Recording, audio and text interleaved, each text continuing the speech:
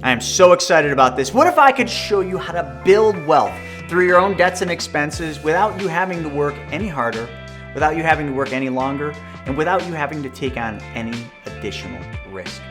And when you're done, you'd be out of debt. How's that sound to you? Well, that's exactly what I'm going to show you in this video. I'm going to give you 4 steps for you to get out of debt, not tomorrow, but right now. So buckle up, sit down, get the popcorn and the soda pop, because it's time for you to be debt-free, and it's time for you to do it in a way that you never thought possible. So let's get started. Step number 1. The very first thing we need to do is we need to stop giving up control of our money to the traditional banks, which involves just one change. Sorry, had 2. How about that one? How about just one change? Can you do that? If I was going to show you how to do all of this, would you be okay with just adding one step to your life, just making one change? Good, because that's what it requires. It requires you changing where your savings goes first. Because if you keep giving up control to somebody else's bank, nothing will change. They're going to make your money work for them. We got to change where your savings goes first, so you are in control and so your money works for you. The second thing we got to do, and this is so simple, but so few people do this. We got to organize your debts.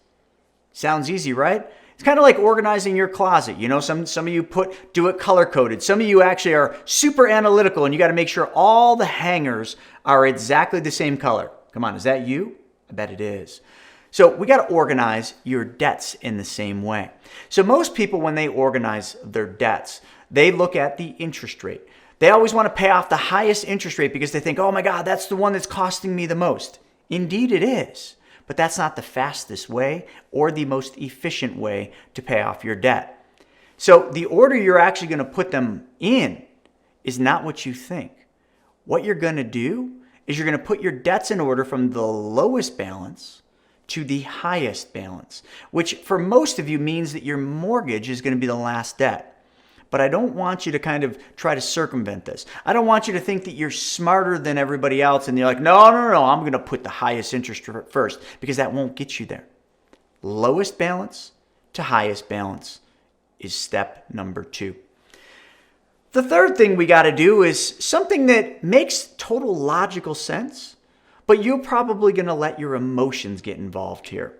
So let's just focus on the logic of this. Step number 3 is we are going to recycle and recapture the money that you're giving away to your other debts. In other words, if you're paying Visa a monthly payment and they're charging you 20%, when we pay Visa off, whatever that payment was that you were giving to Visa, we're going to then put that money back into where your savings is going, which we're going to call your bank. So this is called recycling and recapturing the money. Some people might even call this velocity banking, because what we're going to use is the velocity of money and velocity of interest that you're recapturing into your own banking system. But to do this, you got to really treat your money the same way you treat the bank's money and the credit card company's money and whoever else you have debts with. Because if you're okay making payments to them every single month, because you know there's consequences if you don't pay them, then what you have to realize is there's consequences for stealing from your bank. So if you're paying Visa, Amex, Discover, Amazon, or whoever else you're paying, when you pay those debts off from lowest balance to highest, step number 3 is we're then going to make a payment back to our bank. And remember, our bank is simply where that money went first, where you changed your savings to go, which I'll tell you what that is at the end. Okay, so by doing that, what we're doing every single time we're recapturing the payments is you are adding velocity to your banking system. What you're also doing is you're recapturing whatever the interest rate is that you were paying to those debts. Now, if it's a credit card, it could be between 0 and 29.99%. Now imagine yourself, you're paying yourself back now. You're paying yourself back the same interest you were giving away. Car payments might be a lower interest rate, but it all adds up. So that's step 3, recycle and recapture the money you were giving away. I kind of hit on this one, but this is step number 4, and this one's really important, so I'm going to hit on it again. Never, ever steal from your bank. In other words, if you pay off one of those debts, don't just assume that all is good and not take and repay your bank back with that extra money that you were giving away. Just because you no longer owe the debt in the monthly payment doesn't mean that the debt's gone. The debt now sits on your bank's balance sheet. And a debt on your balance sheet is an asset to you. So those payments come back to you every single month, which is great because that means every payment you make back to your bank, where your money went, is money that you have to use the next day for the next goal, for the next debt that you got to pay off, for whatever it is you want to do. So recap, just because I know some of you probably got lost there, let's just hit all 4 steps very, very simply. Step number 1, we're going to change where your savings goes first. We're going to put it into a different account, a machine that we're going to call your bank. So that's step 1, change where your savings goes. Step number 2, we're going to organize all of your debts in the proper order from lowest balance to highest balance. And that's going to be the order that we're going to pay them off. So don't forget that and don't bend that rule. Low to high is how you're going to get out of debt. Step number 3, as we pay off debts, we're going to recycle and recapture the payments that you were giving away to their bank. Those payments are now going to go to your bank. And again, I promised I would tell you what your bank is at the very end. And the 4th and final is never steal from your bank. You wouldn't steal from somebody else's bank, so why would you steal from your bank? You would never steal from Visa, Amex, Amazon, any of them. So when you pay that back to yourself, please don't stop paying your bank back. All right, so now let's put a pretty little bow on this. Because the one thing you're all probably wondering is, okay, this is all great, but what is that bank that you said I'm going to set up? What is that place, that machine where we're going to put our money first? So here it is.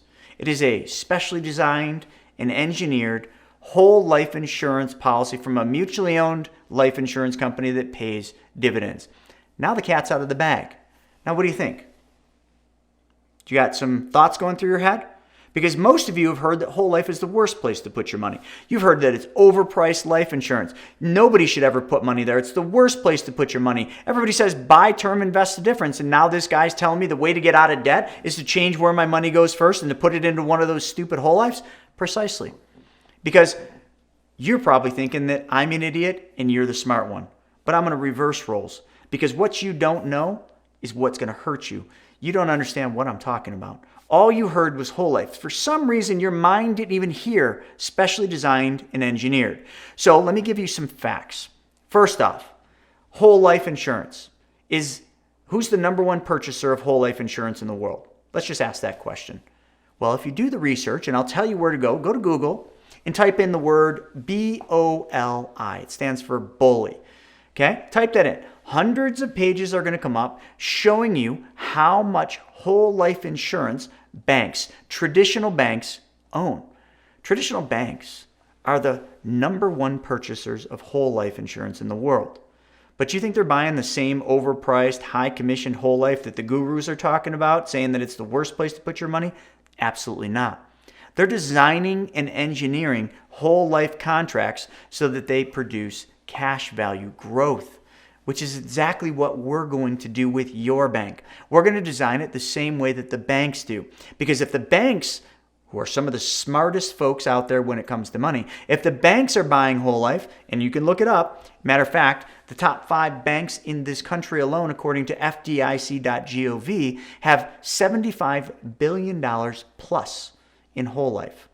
So you can't ignore this. And you know who else isn't ignoring this? The wealthiest families in history. The Rockefellers, the Rothschilds, the J.P. Morgans, the Stanleys, the Walt Disneys, the Ray Krocs, the Doris Christophers, yes, the JFKs, and even the sitting president, Joe Biden, all use specially designed and engineered whole life. And all of them have a cool story that goes along with that. Walt Disney started Disneyland using a loan from his whole life. Doris Christopher started Pampered Chef, loan from her whole life. Ray Kroc didn't start McDonald's, but allowed McDonald's to become a real estate company using loans from his whole life. So folks, your bank, the machine that we're going to do all of this from, is a specially designed and engineered whole life. And here are some of the reasons why we use this vehicle. If you didn't know what it was, let me now peel the onion one time and let me just tell you what it does, because you know what it is, or you think you know what it is. Let me just tell you what it does. This machine, your bank, pays you a guaranteed interest rate. And by today's numbers, October of 2022 is roughly 3 times more than what you're earning in your bank account. Now that may change later, but it's at least that today. Secondarily, and that's guaranteed. Secondarily, your bank pays you a dividend every year. Now, although they're not guaranteed, they have paid dividends every year that they've been in existence, which all of the companies we use are older than 100 years old. Okay?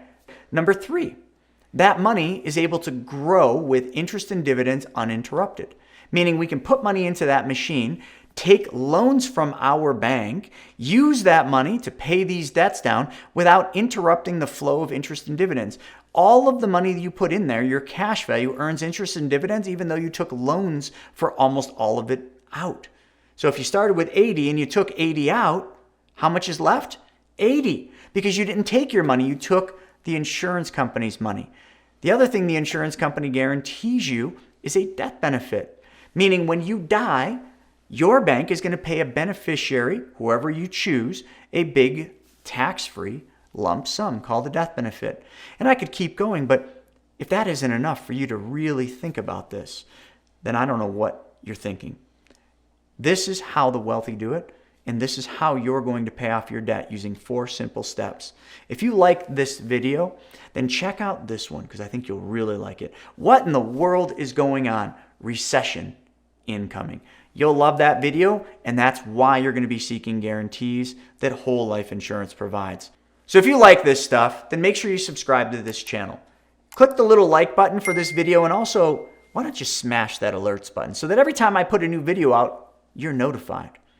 Till the next time, stay classy, folks.